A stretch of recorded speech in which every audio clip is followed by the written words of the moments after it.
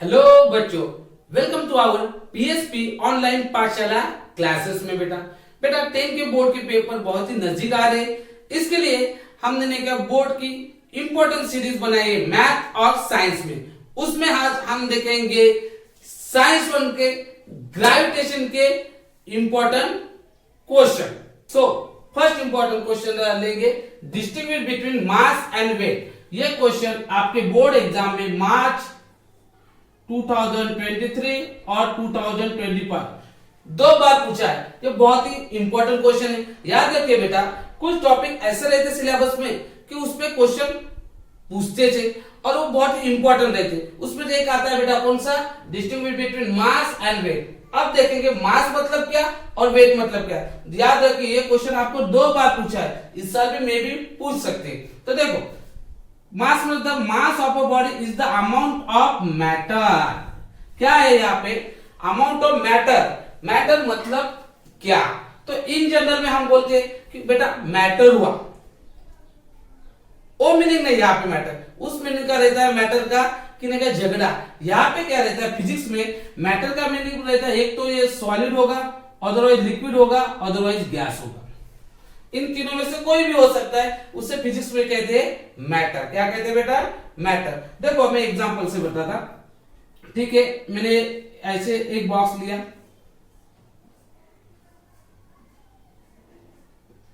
Assume कीजिए मुझे बूंदी के लाडू पसंद है, तो मैं इसमें एज्यूम किया कि इसमें 3 बूंदी के लाडू है, और एक दूसरा बॉक्स लिया,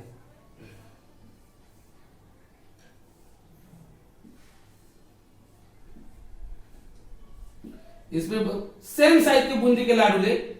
अब इसे साइज तो कम ज्यादा होगी, सेम साइज के।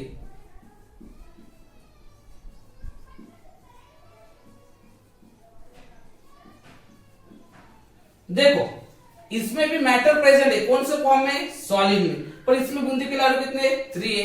एज्यूम कीजिए कि 1 kg इसका मास होगा। आप इसमें देखिए, इसमें भी बूंदी के लाडू प्रेजेंट है, पर कैसे मैटर के कितना है बेटा, ज्यादा है ना। यहाँ पे लाडू जो है जो कैसे बेटा, ज्यादा, मतलब इसका एज्यूम कीजिए कि 5 kg मास होगा, तो इसे कहते हैं मास। समझ में आया। मास क्या रहता है, बॉडी के अमाउंट ऑफ मैटर। इसमें भी मैटर प्रेजेंट है, इसमें भी। अमाउंट मतलब कितने, amount of matter present on is, उनसे वो बॉडी में जितना मैटर प्रेजेंट रहेगा उसे कहते हैं मास। तो देखिए इसका मास कैसा हो गया, ज्यादा, क्योंकि इसमें जो पार्टिकल लिया और लाडू लिए तो कैसे थे, ज्यादा, तो इसका मास ज्यादा है, अमाउंट ऑफ मैटर ज्यादा है, इधर कैसे कम। अब देखेंगे दूसरी इधर, weight. Weight of a body is the force. ये क्या है, एक फोर्स है, with which earth attract. Weight depend रहता है अर्थ जो फोर्स अट्रैक्ट करते हैं उस पर डिपेंड रहता है। देखो मैं यहां पे जो कोई पर्सन होगा या अर्थ के ऊपर, जैसे कि मैं हूं, अदरवाइज कोई इंटरनेशनल डायग्राम में एज्यूम कीजिए, तो बेटा कोई पर्सन होगा इसके ऊपर। तो आप देखिए इसका जो वेट रहता, क्या रहता, जो वेट है, weight of body is the force with which earth attract. Earth इसे अट्रैक्ट करती, कौन से फोर्स से, ग्रेविटेशन फोर्स। आपको मालूम है कौन से फोर्स से, ग्रेविटेशन। तो जो अर्थ अट्रैक्ट करती उस पर डिपेंड कौन रहता है बेटा, वेट। उस पर डिपेंड क्या रहेगा बेटा, वेट। याद रखिए, बहुत सारे बच्चों को कंफ्यूज होता है कि जो मास है, मास और वेट, हम बहुत बार कहते हैं कि हमारा जो वेट रहता, जैसे फॉर एग्जांपल मैंने कहा मेरा 60 kg वेट है, पर वो वेट नहीं रहता, वो क्या रहता बेटा, मास। वो क्या रहता बेटा, मास। वेट किस पे डिपेंड रहता, खाली ग्रेविटेशन फोर्स पे। इसलिए कहते हैं wait of a body is the force with विच आप अट्रैक्ट टू इट। आप जितनी अट्रैक्ट करेगी उतना आपका वेट कैसा रहेगा बेटा, ज्यादा रहेगा। यहाँ पे तो आपको समझ में आया होगा बेटा। अब देखो सेकंड, ये तो हो गया सेकंड। थर्ड लेंगे फर्स्ट पॉइंट, फिर ये लेंगे मास रिमेन सेम एवरीवेयर। मास कहां पे भी जाओ सेम रहेगा।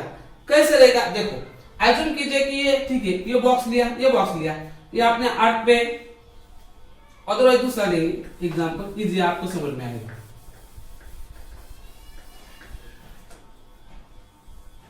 एक पर्सन है, वो अपने हाथ पे खड़ा है, ठीक है। अब मास रिमेन सेम एवरीवेयर, उसके बॉडी में कुछ तो मास है, मैटर है ना तो मास है, या ऐसा शक्तिमान नॉट आर्यमान। तो यहाँ पे अब अर्थ से मून पे जाएगा, वो मून पे गया, वही पर्सन है। आप एज्यूम कीजिए कि अर्थ पे उसका नहीं क्या जो मास है वो 60 केजी है, किलोग्राम। अब यहां से यहां तक गए तो उसमें का जो मैटर है वो मैटर कम हो जाएगा क्या? नहीं, मतलब मास रिमेन सेम एवरीवेयर। एक जगह से दूसरी जगह, एक प्लैनेट से दूसरे जगह प्लैनेट पे जाओ, कहां पे भी जाओ, मास कभी चेंज नहीं होगा। जैसे हमने लिया था यहाँ पे बॉक्स, यहाँ पे जो बॉक्स लिया था, इस बॉक्स में कितने थे बूंदी के लाडू 3। यहां से मैंने उठा के कहां पे ले गए? मून पे। अब यहाँ पे भी गए तो इसके बूंदी के लाडू क्या चेंज हो गए क्या? यहाँ पे भी बूंदी के लाडू कैसे रहेंगे? सेम। मतलब इसका यहाँ का जो मास होगा वो यहाँ का जितना मास होगा वहां पे यहाँ पे भी कितना होगा? मून पे गए तो भी उतना होगा, अदर प्लैनेट पे भी गए तो भी मास चेंज होगा क्या बेटा? यस। नहीं, इसलिए कहते mass remain same everywhere, but weight का ऐसा नहीं। Weight of a body keep on changing from place to place. आपने देखा होगा वेट किस पे डिपेंड रहते हैं? यस, किस पे डिपेंड रहता है? Gravitational force. फॉर एग्जांपल यही मान लीजिए बॉक्स, एक बॉक्स है, एज्यूम कीजिए कि एक बॉक्स का समझने के लिए 5 केजी वेट है। क्या है बेटा? 5 केजी वेट। आप देखो अर्थ पे है,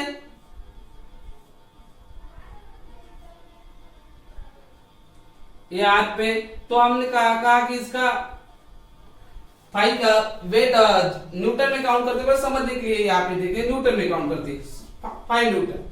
यहाँ पे अपने हाथ पे इसका 5 न्यूटन ने क्या है बेटा? वेट। अब यहां से हमने दूसरे प्लैनेट पे लिए, अब दूसरे प्लैनेट पे लिए तो अपने यहाँ जितना अपने अर्थ पे जितना ग्रेविटेशन फोर्स अप्लाई होता है उतना दूसरे प्लैनेट पे होगा क्या? नहीं, कम ज्यादा कुछ ना कुछ तो डिफरेंट होगा। प्लैनेट तो बहुत सारे, कुछ प्लैनेट में इस जितना अपने अर्थ पे ग्रेविटेशन फोर्स है उतना सा अप्लाई होगा क्या बेटा? नहीं, कम ज्यादा होगा। और कम ज्यादा होने के कारण यहाँ पे वेट भी इसका सेम आएगा क्या? नहीं। इसलिए कहा जाता है weight of a body keep on changing from place to place. मतलब एक जगह से आपसे अर्थ से उठाया आपने दूसरे प्लैनेट पे, जैसे जैसे प्लैनेट डिफरेंट हो जाएंगे वहां पे ग्रेविटेशन फोर्स भी कैसा होगा? हो जाएगा डिफरेंट। और जैसे जैसे ग्रेविटेशन फोर्स डिफरेंट हो जाएगा वैसे वैसे आपका वेट भी कैसे हो जाएगा? डिफरेंट। क्योंकि वेट किस पे डिपेंड है? Gravitation force. इसलिए weight of a body keep on changing, change होता है प्लेस टू प्लेस। अब देखो third, it is measure in kilogram. देखो जो मास का यूनिट रहते हैं इसको मेजर करते हैं किलोग्राम। किससे क्या करते हैं बेटा? किलोग्राम। देखो हम बहुत सारा किसी को हमने वेट पूछा, तुम्हारा वेट कितना है? तो क्या कहता है बेटा? 60 केजी सर, मेरा 60 केजी है, 20 केजी है, 30 केजी है, 40 केजी है। और वो वेट नहीं रहता, वो रहता है मास। अपने मराठी में मास को क्या कहते मालूम है क्या? वस्तुमान। इसे कहते हैं वस्तुमान, not a Shaktimaan, not a Aryaman, इसे कहते हैं वस्तुमान। और वेट को कहते हैं बेटा वजन। सो आपको किसी ने कहा कि सर मेरा वेट 60 केजी है, तो वेट नहीं रहता, वो क्या रहता है? मास। क्या रहता है बेटा? मास। क्योंकि मास का यूनिट क्या है? It is measure in kilogram. इसे मेजर करते हैं किलोग्राम। और वेट किस पे डिपेंड है? आपने यहां पे देखा किसके? यस, अर्थ पे डिपेंड है। देखो wait of a body is the force which earth is attracting. अब अर्थ अप्लाई कर रही मतलब कौन सा फोर्स रहता है बेटा? Downward direction. कौन सा रहता है? या ऐसा? यस। कौन सा? Gravitational force. और ग्रेविटेशन फोर्स है तो आपको तुम्हारा इट इज मेजर इन किसने? न्यूटन। न्यूटन ने इस पे रिसर्च किया था, इसलिए उसके लिए इसीलिए वेट को नाम, वेट के यूनिट को नाम क्या दिया है बेटा? न्यूटन। तो याद रखिए ये किस में होता है? किलोग्राम। और ये किस में रहेगा बेटा? न्यूटन। अब last point, mass of an object can never be zero. Mass कभी जीरो नहीं होता। क्यों? हमने आज देखा इस प्लेनेट पे 5 केजी है, इसमें जो हमने पार्टिकल लिए थे, समझा एटम के बूंदी के लाडू थे, यहाँ पे 3 लिए, यहाँ से यहाँ पे गए तो क्या बूंदी के लाडू चेंज हो गए क्या? यहाँ पे भी 3 रहेंगे। और दूसरा प्लैनेट लेंगे वहां पे भी 3 रहेंगे। मतलब इसमें का जो मैटर है, मैटर चेंज हो रहा है क्या? अब मैटर नहीं चेंज हो रहा है, इसके कारण मास of an object can never be zero. ये कभी जीरो नहीं होगा, क्योंकि कहां पे भी गए उसका मैटर चेंज होगा क्या, और जहां पे मैटर चेंज नहीं होता वहां पे मास तो चेंज होने की कोई प्रोबेबिलिटी नहीं। बट यहाँ पे वेट जीरो होता है बेटा। कहां पे जीरो होता है? आर्क के सेंटर को। It is zero at the centre of the arc. Arc के सेंटर को ये नहीं किया बेटा जीरो होता है। तो ये था मास और वेट का डिफरेंस। बहुत ही इंपॉर्टेंट क्वेश्चन है, आपके बोर्ड के एग्जाम को पूछ सकते हैं बेटा। ये देखिए 2 मार्क को आए, 2 मार्क को आपको पूछ सकते हैं 2 मार्क के लिए, ये मास और वेट। अब इसके बाद हम देखेंगे दूसरा कौन सा बहुत ही इंपॉर्टेंट क्वेश्चन, ये तो 100% आपके बोर्ड के एग्जाम को आए। उस क्वेश्चन का नाम है बेटा, नेक्स्ट बहुत ही इंपॉर्टेंट क्वेश्चन है केप्लस लॉ। देखो केप्लस को आपके बोर्ड के एग्जाम में मार्च 2020, 2022 को और जुलाई 2023 को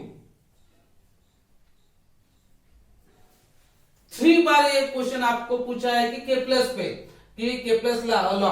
देखो एक तो केप्लस पे के तीनों लॉ पूछेंगे, अदरवाइज उसके कंसर्निंग क्वेश्चन पूछेंगे। तो क्या है बेटा ये केप्लस, बहुत ही इंपॉर्टेंट क्वेश्चन। मैं तो कहता हूं इस साल जरूर आएगा केप्लस लॉ, ये क्वेश्चन तो आप कभी मिस मत कीजिए। तो क्या कहते हैं केप्लस लॉ? केप्लस भैया ने क्या कहा था? देखो केप्लस ने क्या कहा था, इसके 3 लॉ बताए थे। केप्लस भैया ने कितने लॉ बताए थे? 3 लॉ बताए। पहला कौन सा था बेटा? The orbit of a planet is an ellipse. क्या था?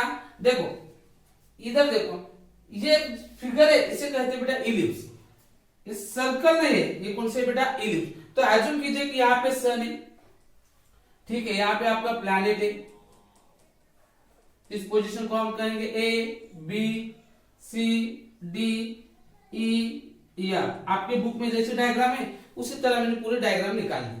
अब क्या कहते हैं केप्लस भैया जी ने क्या कहा था? The orbit of a planet, कौन सा ही जो प्लैनेट का ये ऑर्बिट है, सन यहाँ पे प्रेजेंट है, इन दोनों में से एक फोसाइल पे कहां पे तो रहता, तो हमने यहाँ पे लिया। तो क्या कहते हैं? The orbit of a planet, इसे ऑर्बिट की प्लैनेट है, प्लैनेट इज एन इलिप्स। देखो इस प्लैनेट का जो ऑर्बिट है ये कौन सा कहा है? इलिप्स है। इलिप्स विद द सन, किसके? सन के। The orbit of a planet is an ellipse, किसके साथ पर? With the sun at one of its foci. देखो उनसे एक तो फोसाइल पे प्रेजेंटेशन यहाँ पे भी ले सकते हैं, यहाँ पे, तो आपके बुक में यहाँ पे दिया इसलिए मैंने यहाँ पे लिया। फिर से the orbit of a planet, planet का जो ऑर्बिट है कौन सा कहा है? इज एन, ये इलिप्स है। ये कौन सा है बेटा? इलिप्स। इलिप्स एक फिगर होती है बेटा, मैथ में रहती है। विथ एन सन, किसके? सन के sun at one of its foci. Sun दोनों में से कहां पे तो एक फोसाइल पे प्रेजेंट रहेगा और उसके अराउंड में देखिए कौन रहेगा? प्लैनेट घूमेगा। ये किसने कहा था? केप्लस ने। ये फर्स्ट लॉ है, बहुत important. Second, the line joining the planet, line join करने की किसके साथ? द प्लैनेट एंड द सन। मतलब देखो ये सन है और ये प्लैनेट। देखो एज्यूम कीजिए कि मैंने यहाँ पे प्लैनेट लिया, अब यहां से यहां तक ये जा रहा है, तो मैंने इसको ऐसे लाइन ज्वाइन की, तो क्या कहेंगे? The line joining the planet and the sun sweep. Sweep मतलब कवर करना। Sweep equal area in equal interval of time. क्या कहेगा? यहां से यहां तक जाने के लिए उसे जितना एरिया लगा, क्या कहेंगे? The line joining the planet and the sun, वो स्वीप करेगा मतलब कवर करेगा। क्या कहेगा? Equal area in equal interval of time. मतलब एज्यूम कीजिए प्लैनेट यहाँ पे था, यहाँ पे यहां तक जाने के लिए, समझने के लिए, यहां से यहां तक जाने के लिए जितना उसे एरिया लगा, जितना उसे टाइम लगा, उतना ही यहां से सी और डी इस पॉइंट, इतना भी, ये भी एरिया कैसा रहेगा बेटा? सेम। कैसा रहेगा बेटा? सेम। एरिया भी सेम रहेगा और टाइम। फिर से यहाँ पे है, यहां से यहां तक कर लिए, तो यहाँ पे भी जितना एरिया और जो टाइम रहेगा वो कैसा रहेगा बेटा? सेम। इसलिए कहा था लाइन ज्वाइनिंग किसमें? Planet and the sun. Planet और सन में ज्वाइन क्या? स्वीप मतलब कवर करेगा। स्वीप इक्वल एरिया, इसका जो एरिया निकाला इन equal interval of time. So for example हमने निकाले 1 डे के लिए, एज्यूम कीजिए कि 1 डे के लिए निकाले, तो 1 डे में जितना इधर एरिया होगा उतना एरिया यहां से यहां तक भी होगा, उतना एरिया यहां से यहां तक होगा। समझ में आया? मतलब equal interval of time, equal interval of time. तो ये हो गया के प्लस का सेकंड लॉ। आप देखो थर्ड लॉ, ये तो बहुत इजी है। The square of the orbital period of revolution of a planet, फिर से हो गया, of a planet around the sun is directly proportional to cube of the mean distance, like this. तो देखो क्या वो कहा है, the square of orbital period. देखो पीरियड्स को डिनोट करते हैं बेटा टी, फिजिक्स में पीरियड को डिनोट करते हैं टी, और जो स्मॉल टी है ना बेटा इसे कहते हैं टाइम। ये रहता है टाइम और ये रहता है पीरियड। पीरियड मतलब क्या, ड्यूरेशन।